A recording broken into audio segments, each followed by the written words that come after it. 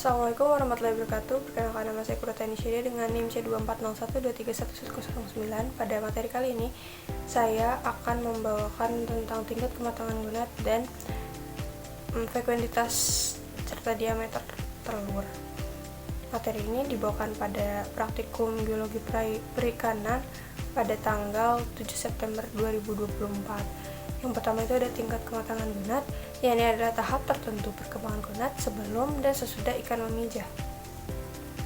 Dan terdapat dua penentuan, yang pertama IKG yakni indeks kematangan gonad, dan TKG atau tingkat kematangan gonad, yang digunakan untuk mengetahui perkembangan antara gonad yang masak dengan stok yang ada di perairan, ukuran pemijahan, musim pemijahan, lama pemijahan, dan suatu siklus. Kemudian di sini ada dua cara penentuannya. Yang pertama adalah morfologis. Ya, metode penentuan dengan cara ini tuh dia diamati secara langsung, dimana gonad bisa dilihat dengan mata telanjang, dan ukuran gonadnya itu harus besar juga. Kemudian ada secara histologis, dan ini tuh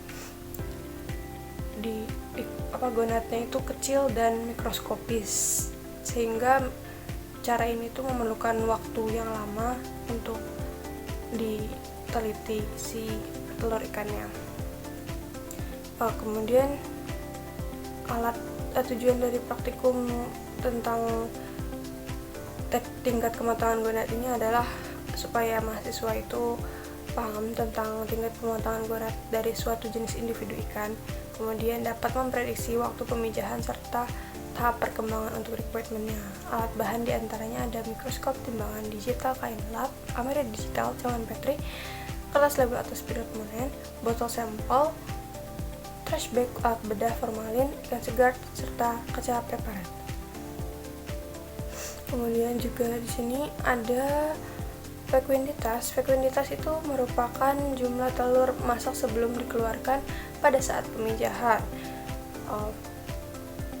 Kemudian diameter telur adalah garis tengah atau ukuran panjang dari suatu telur dengan mikrometer yang berskala yang sudah ditera. Tujuan dari praktikum frekuensitas itu untuk mengetahui jumlah telur ikan yang masak, mengetahui ukuran ikan yang untuk perkembangan individu menjelang pemijahannya, serta menduga produktivitas dan potensi produksi dari kelompok ikan.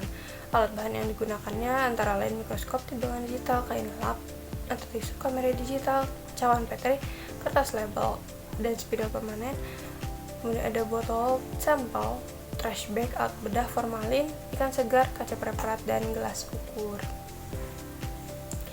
Kemudian prosedur kerjanya itu dibagi tiga. Yang pertama itu gravimetri, volumetri, dan metode kerja gabungan. Yang pertama itu ada gravimetri. Gravimetri itu harus ditimbang dulu si gonad utuhnya.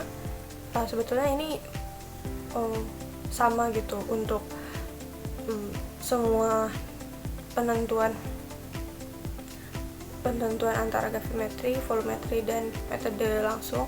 Yang membedakan itu hanyalah ketika diukurnya menggunakan apa gitu. Untuk gravimetri itu menggunakan menimbang gonad dengan timbangan dengan ukurannya itu gram, sedangkan yang volumetri itu menggunakan satuannya mili, karena dia itu menggunakan gelas ukur gitu, dan diukurnya menggunakan aquades, dan sesuai mili dari si alat ukurnya itu. Terus yang terakhir itu yang gabungan itu perpaduan antara tiga metode lain. Lalu jadi tahap pertamanya itu setelah ditimbang, entah itu menggunakan gram atau mili, dicatat hasilnya. Kemudian si gonad utuh tersebut dibagi tiga bagian menjadi anterior, middle, dan posterior. Kemudian diukur kembali, baik itu ditimbang ataupun menggunakan gelas ukur. Setelah itu si anterior, posterior, atau middle-nya diburai dalam cawan Petri untuk dihitung jumlah telur-telurnya. Setelah dihitung, dianalisis menggunakan rumus frekuensitas, yakni berat gona total dikali volume pengenceran dan dikali jumlah telur yang didapatkan dalam 1 cc dibagi dengan berat telur contoh. Ini adalah rumus frekuensitas, dan untuk hasil dari kelompok saya adalah sebagai berikut.